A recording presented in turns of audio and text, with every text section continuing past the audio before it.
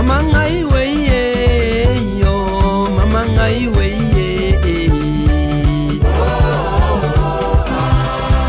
Mama ngai weye, mama ngai weye yo, ngai we kangola ngai we kangola Amogula bamonzenge yo, mbaki mosongola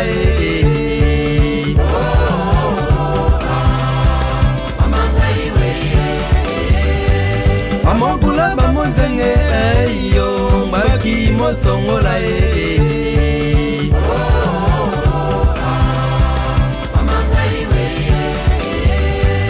Onge poma tata kobo yo, ano sinto digbolo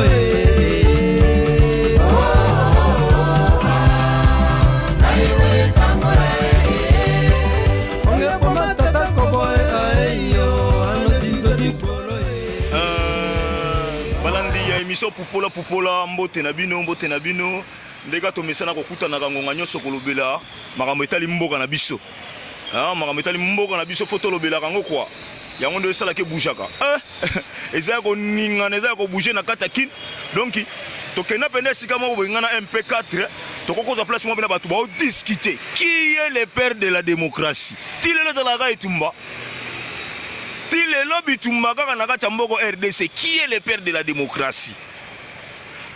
Est-ce que c'est le maréchal Mobutu? Parce qu'il a annoncé qu'il est 24 avril 1990 qui est démocratie contre Namboka Nabiso. Est-ce qu'il est père de la démocratie? On est là, que père de la démocratie, c'est Joseph Désiré Mobutu. D'autres pas tout tu vas te soutenir tu sais que y a des parlementaires mon boyende ba telemaka ba telemeli Mobutu avec ba marché ba nini ba ville morte ba nini yango ça là que mboka la démocratie kota donc père de la démocratie c'est le docteur Étienne Tshisekedi Yamisa tu balobi te père de la démocratie ezane mutu oyo asali que démocratie et vivre. Nani siko asali démocratie vivre. Balobi c'est Joseph Kabila Kabange. Babi yene mutu asali que démocratie pena et vivre na kata mboka na biso. Donc Joseph Kabila yene pena père la démocratie. Parce que tiki liberté moi est-ce que natanga Mobutu abi élection seulement? Tu sais que dit bazolo bakeno oui, azaka mutu participer pour démocratie contre mboka mais n'est pas de la démocratie. Il y a celle qui démocratie place nini yoga mituna. Débat yande ngwana mais MP4. Vous avez dit que maman a dit que vous avez télémela, vous avez dit micro, na kachakin, vous avez dit que père la démocratie est à la ganani. Vous avez dit que parce que tous les Congolais ont sauté. Tout tambola, tous ont réponse. Tous ont dit que ayano na ningi na yi. Ba ope balobi ke non, Etienne Tshisekedi basali. Ba balobi Mobutu pe basali. Ba ope balobi ke non, ezali na Joseph Kabila parce que nous organisé ba élection. Peuple suka komi ko pona batu na yemoko ligne pour na président na yemoko poni ba député na ye yango de démocratie on a dit ye père de démocratie biso to na biso ka bato na katikati kaka ya village donc au milieu du village biso to na via kolobati mbote mingi na yo HD la congolaise ma petite sœur propre sans oublier maître 17 wa motema ya biso donc bolingo ya petite sœur Nadine Bibi Mbisoli Mwandani yoka kombwango mulai mbote na nouveau né na biso mwana OM maître 17 na Bibi baboteli biso mbote na ye pe ya trop pourquoi pas mbote maman na biso Marina Mukabera esika zali pe kuna ba mbota danger mbote na yo mon grand frère Basile Kitoko mbote na yo mon grand frère Machaka Innocent na bino nyoso pona nite grand frère na ngai Mundonga na pesio mbote na bandenga mystique ba Patrick et papa natanga kombote pona nini mon ami propre Bovi Katai azaka so igaka no mon ami propre mama fungwe mato ya lingai wakeno libange za yaye ya musika esiko dali na Afrique du Sud ba mbota danze talaka to bandi mois de novembre yo to bandi yango na ndenga mystique to bike to avancer to kende mois de novembre mo ya kitoko to zala pour bonne année 2020 écoute biso to dans l'ensemble quoi pour to marcher sur kitoko.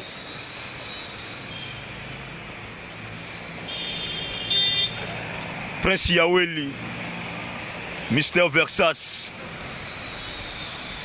Prince Yaweli, toloba te. Masuka mbula ngoya to koti bina la mois de décembre quoi. Faut le bakape, faut le bakapo to ba yeka ka kombo ezala ka bina ezala ka nini. Ba sentir. To koti mois de décembre quoi. Le quand on a début mois de décembre, donc makambo ezana ndinga danger. Mon colonel Edgar Mandela na Pointe Noire. On a ba moto expérience bongo, acheter la congolaise au tina ba moto na eba nini. Na bo sanité, Papi Bakamba, notre grand frère propre, DSP uni. Donc il faut dans mon DSP de comprendre ton DSP uni avec Papi Bakamba quoi.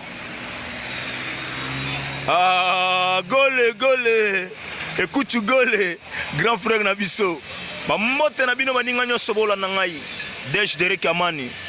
Motema Marie Claire Yanganda. Ba mbote trop na bino yoso famille a sengi ibota sengi bo comment lokola ba bonne na biso à chaque fois moi likambo ezali te tika to kota na ma lupango wana poto analyse za la kitoko wana sika mitu efandi ba mbote na bino yoso pourquoi pas toi ma petite sœur o abenga kala chinoise congolaise Anita Mangoto mbote na yo ma grande sœur Mireille Sigwa Ndemboko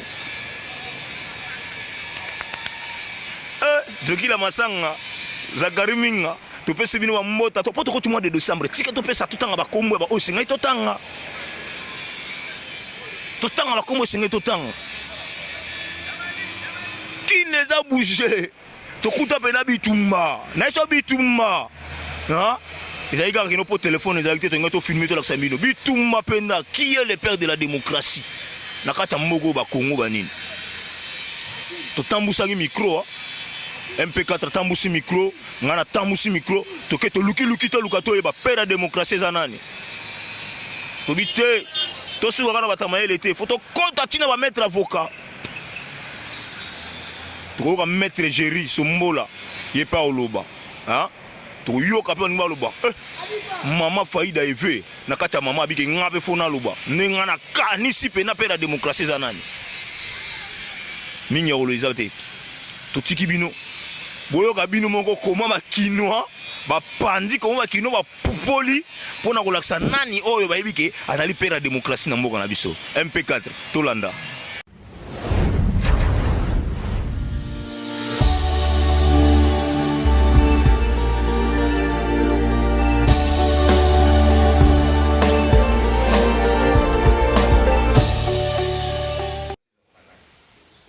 Selon ngai namoni père la démocratie ezali Kabila Kabange po yende lere aye liboso ezalaki nano ayaki nano te mais lere ayende tomoni organisation be élection libre et démocratique asali yango pe atiki pouvoir avandi pe na mboka atungisi masasi eleli te biso tokanisaki masasi ekolela soki ye alongwe men namoni penza pona ngai que Joseph Kabila Kabange nde azali près de démocratie asalaki pe lera asalaki pe président asalaki pe 1+4 andimi ko kabola pouvoir na bandiko mususu yango wana ngai mama Faida Evelyn nayebi ke Kabila Kabange nde azali près de démocratie awa na Congo.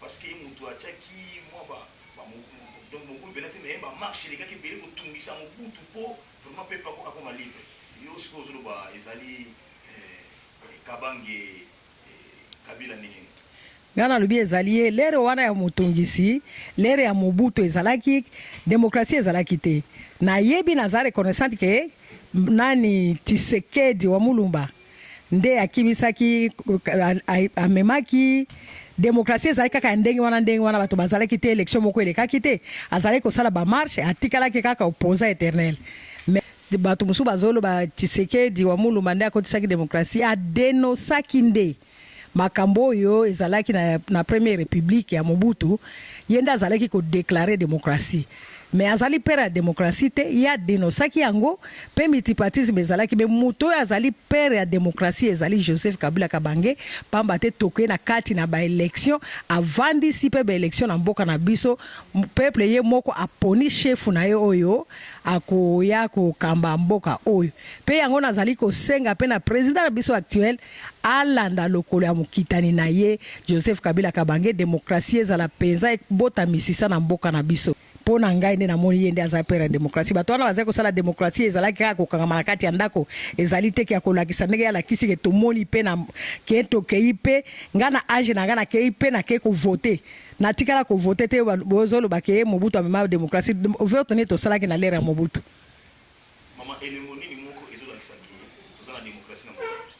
Elembo ya liboso emonaki toza na démocratie na mboka Congo ya oyo moto akoleka na télévision akoloba mabe pona chef de l'état bakokanga ete l'air tozalaki ezalaki bongo te mais Kabila Kabange alobi ke bato bakomi koloba oyo nyonso bakanisi bakoloba yango mais eloko moko ekosalema te yango wana elembo ezali pe na elembo oyo élection atiki pouvoir apesi pouvoir na kati na président na biso actuel ye atiki yango sans que masasi moko eleka te yango wana nazali confirmer que père de démocratie na République démocratique du Congo ezali Joseph Kabila Kabange.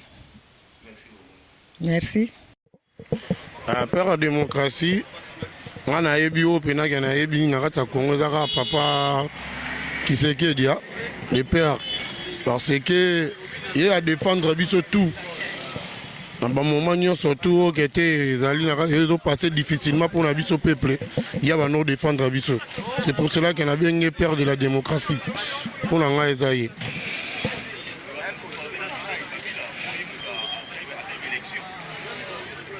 Organiser l'élection à coûter des gens beaucoup qui bien. Normalement, mais il y a peur de la démocratie à bisoter. Vous voyez, à la président mais à satisfaire biso na ba. Na ba moment biso to no passé té mais papa qui sait que de no défendre biso na ba circonstances nyo sauté ba no le que pas na biso que alinga biso to souffrir té to la stable ndé ba pays mutu super zalaka ya on est to bien raé chef de papa père de la démocratie. Ouais, père à démocratie et à Mobutu. Président Mobutu, yende leader Mobutu oyo à cause de la père à démocratie. Démocratie yende Mobutu. Pour président Mobutu, alela kolela. Alela. Abimisa ba parti belé. Ba parti belé. Donc ce qui to biga to tanga bato to à cause de la père à démocratie zande président Mobutu. To ya ko zapeza te, to ya loba loba pe mingeza te. Pour te bien mutazaka bien leader ya makambo nyonso na minute te na batu nyonso tout o bakotanga o fulante c'est président Mobutu père de démocratie pour aller là na miso ba congolais tout le monde a discours Mobutu sala o aller là vraiment tangisa ma miso minga olobeza te na sepe la question na yo na miso popola na sepe fort. Mais tango tozolo bakaba makambo na be monsieur photo ebaka père à démocratie ça président Mobutu tout à la gauche à droite tout à la partie par là na bateau basana bateau baye et ateke lokola oyaka oye na mamambu na yo donc trop lobezate bon motunana ezali malamu mingi yambo ya kolobela likambo etali père ya démocratie eza malamu mingi to définir démocratie soki eza eloko nini na ba définition sur la démocratie oyo ezali plus populaire ezali ke non démocratie ezali pouvoir au peuple pour le peuple et par le peuple na kolanda définition wana père ya démocratie na mboka na biso ezali Joseph Kabila Kabange eza na bato pe babunda eza na bato bakufa pour que démocratie eya na mboka oyo mais mutoyo asali keno to palper likambo tobengi démocratie ezali Joseph Kabila na définition topesaki wana mpo lelo peuple ye moko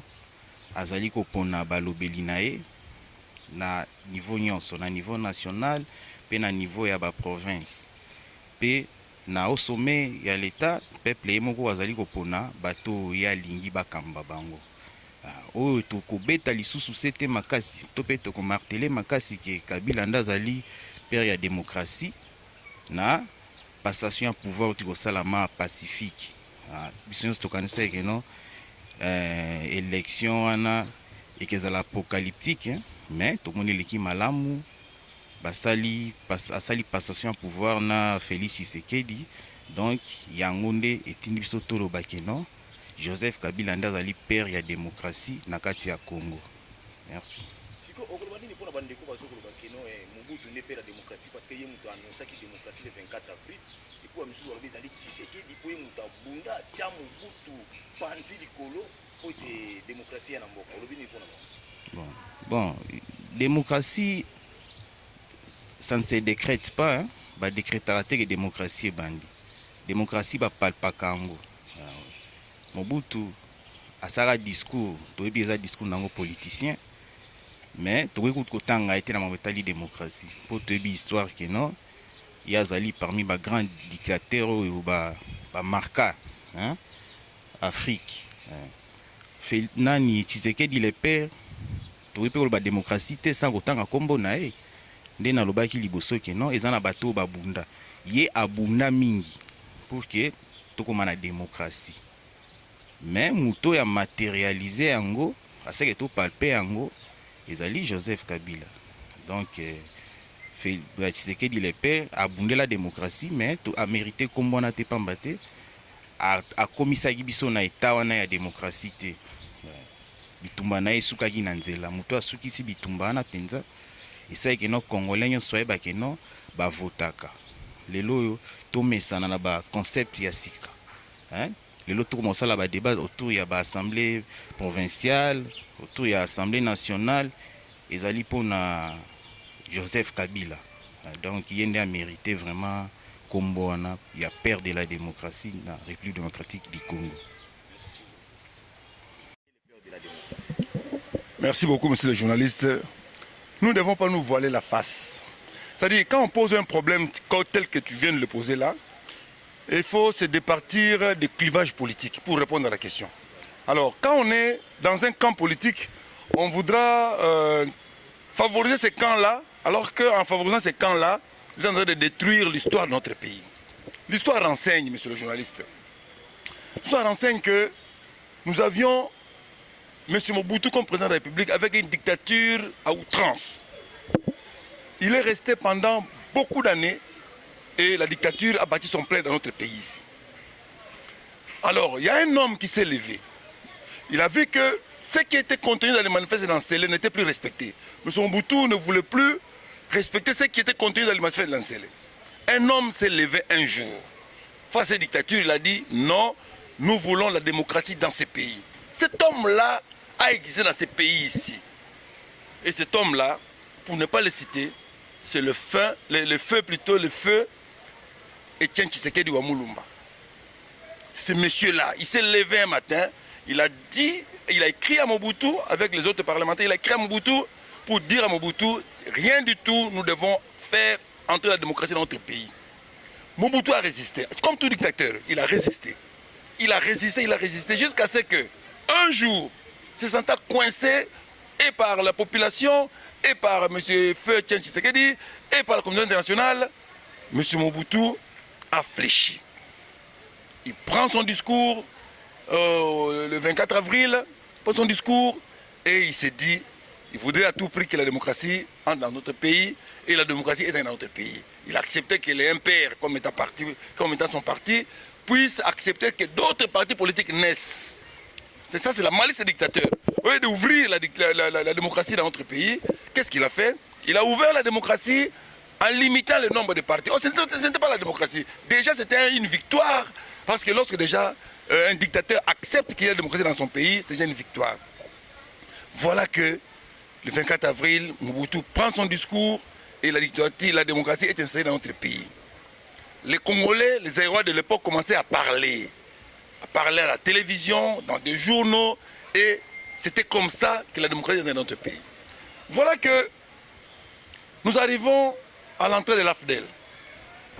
Monsieur le journaliste, moi je parle sans embâche parce que je n'ai pas une couleur politique. Je suis un avocat, je parle en âme et conscience. Arrivé en 97, je crois, l'AFDEL arrive au pays. L'AFDEL entre. Mais c'était une dictature à outrance. Une dictature à outrance. Parce que l'AFDEL dit le sol et le sous-sol appartiennent à l'AFDEL. Monsieur le journaliste, vraiment, nous sommes dans quel pays là? Il dit dans la charte de l'AFDEL, le sol et le sous-sol du Zaïre, du Congo, appartiennent à l'AFDEL. Nous sommes dans une dictature, alors M. Kabila le père, il est venu avec une dictature hors du commun.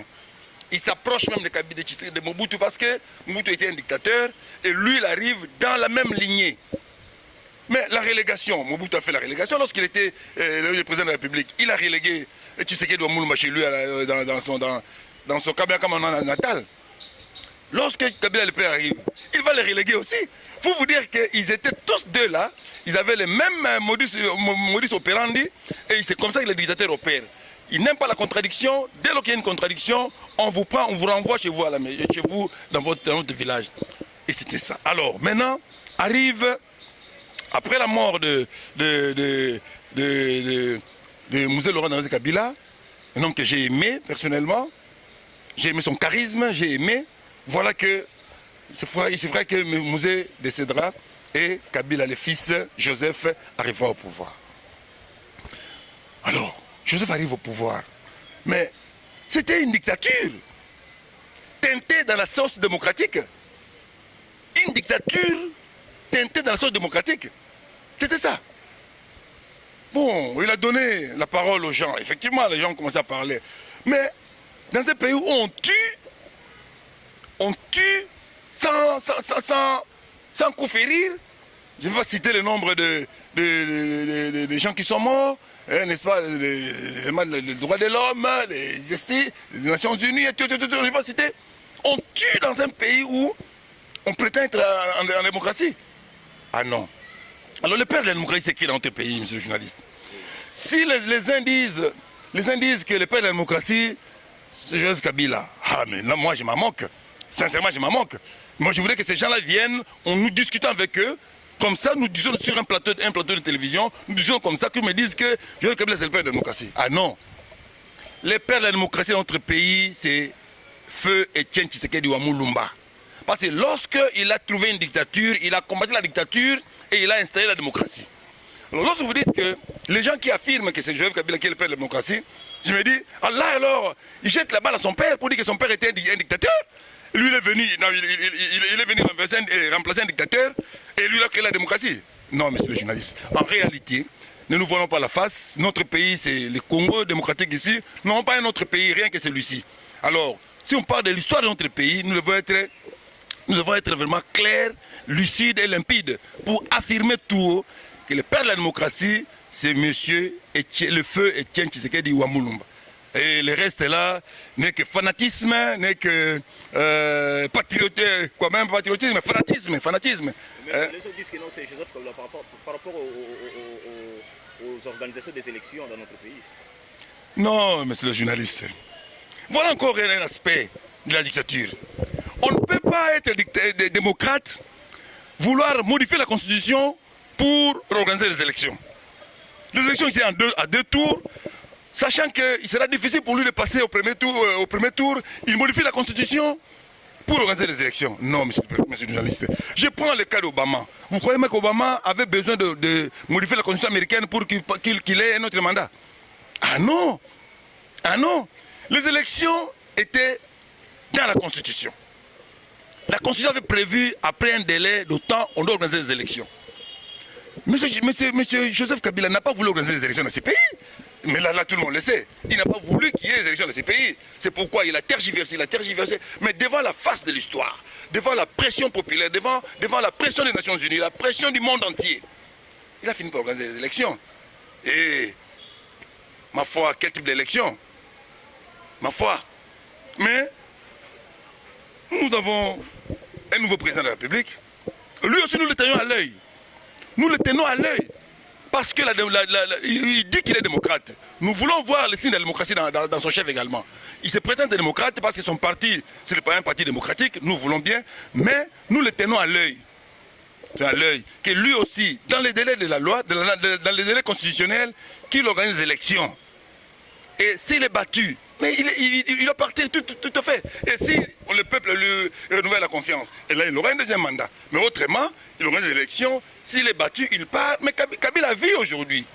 Moi je vois Kabila lorsqu'il passe, sur sa moto, il passe et je le vois. Mais il a une vie après la présidence de la République, il a une vie. Aujourd'hui, Joseph Kabila a une nouvelle vie. Bien que les gens, les fanatiques, les flatteurs qui sont à ses côtés veulent faire de lui, n'est-ce pas, veulent faire de lui un homme extraordinaire. Mais lui-même sait qu'il a fini lorsqu'il a fait la passation du pouvoir, en toute quiétude, en toute civilité. Il est battu aux élections, son candidat est battu aux élections, et il passe le bâton de commandement à Etienne Tshisekedi, à Félix Tshisekedi, et il est là. Donc, les élections, nous les voulons bien, parce que nous sommes démocrates, nous les voulons bien, mais nous voulons que ça soit organisé dans les délais. Et un président de la République ne peut pas venir modifier la Constitution pour que lui demeure au pouvoir. Non, messieurs, cette étape-là est révolue. C'est révolu cette étape-là où le président de la République vient modifier la Constitution. Moi, je ne vois pas. En France, aujourd'hui, le président Macron, tel qu'il est là, il doit modifier la Constitution française pour qu'il demeure au pouvoir. Ah non. Mais nos députés aussi. Non, ma foi, nos députés, nos sénateurs, mais doivent être conséquents. Ils doivent être conséquents. Lorsque les députés et sénateurs s'arrogent ce pouvoir-là, n'est-ce pas, d'influer pour qu'on modifie la Constitution afin qu'on pérennise un pouvoir, alors là, ils trouveront le peuple sur son chemin. Comprenez? Voilà, monsieur le journaliste, ce que j'avais à dire à ce sujet. Merci beaucoup. Merci beaucoup.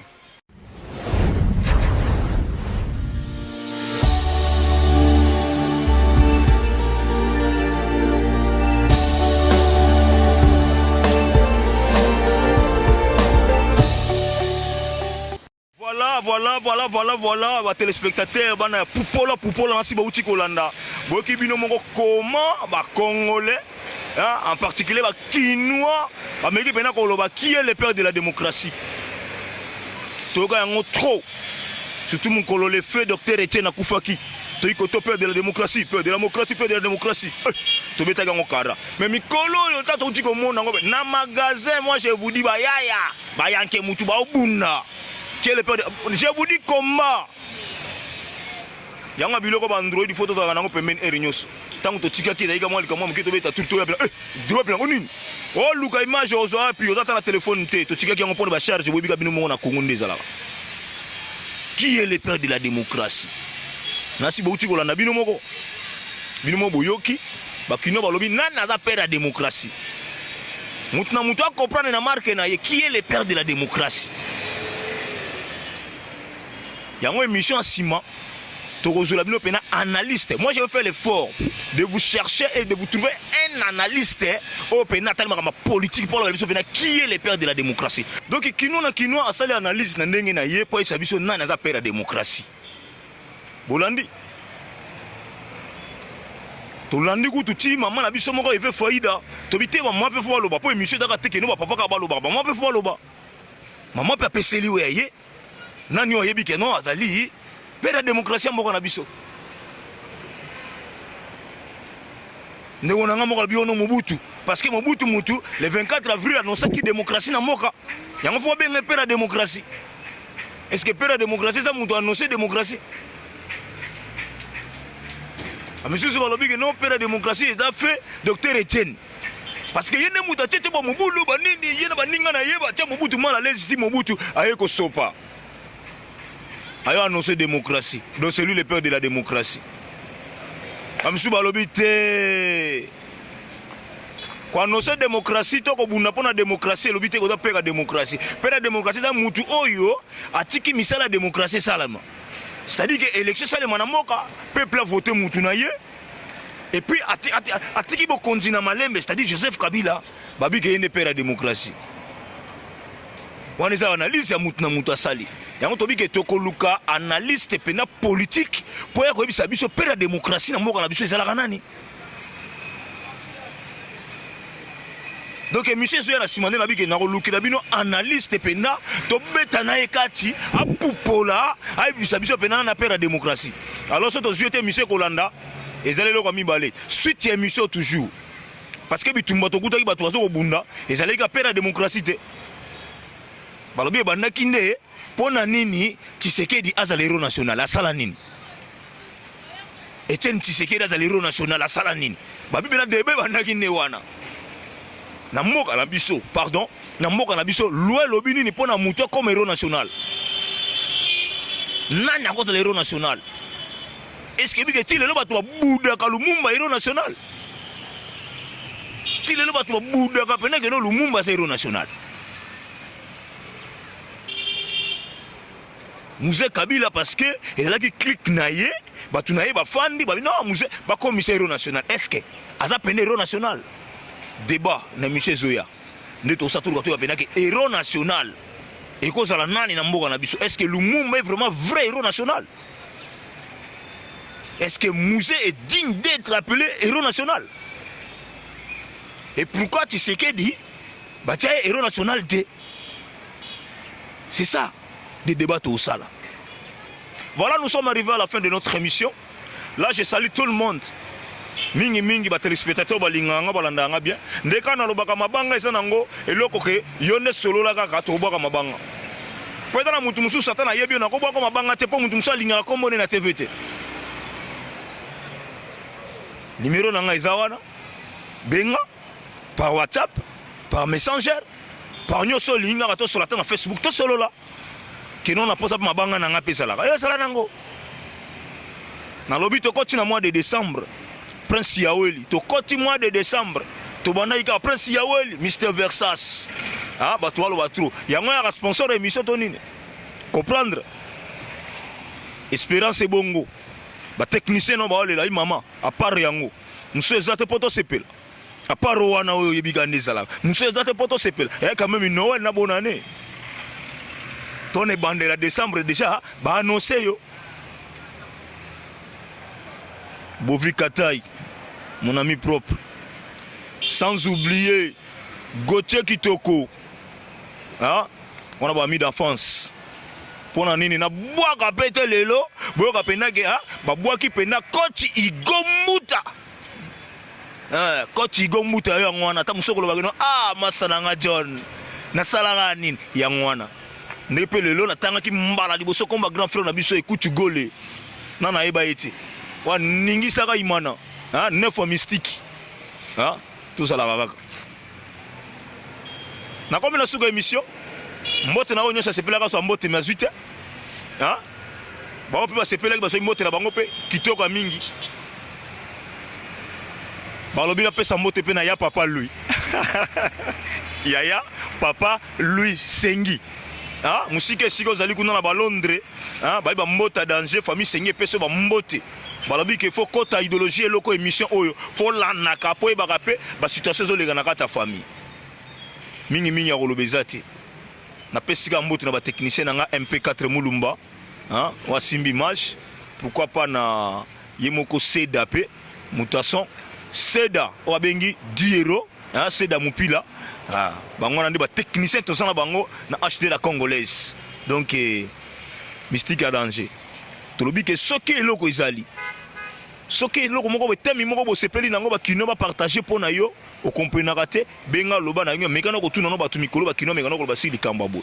To loba. O izali pupola to pupola na nyos. O musique, o sport, nini nyos to ko pupola. Mais biso foto pupola po foto yo ke venema. Mais yo so yo ki kamo benga loba to sala siriam. Je crois minga ko bezate to ega na système obo yebiga to panzana to na Noël biso ba catholique to continue avant to ani ko pe to mapoto maman na nzambe. Allez bye.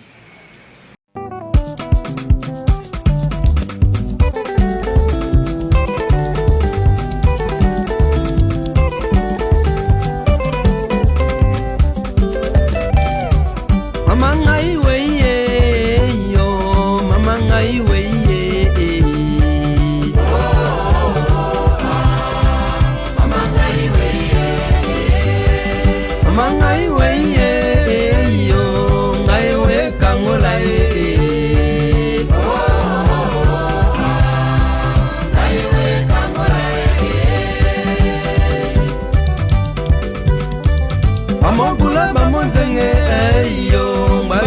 mosongola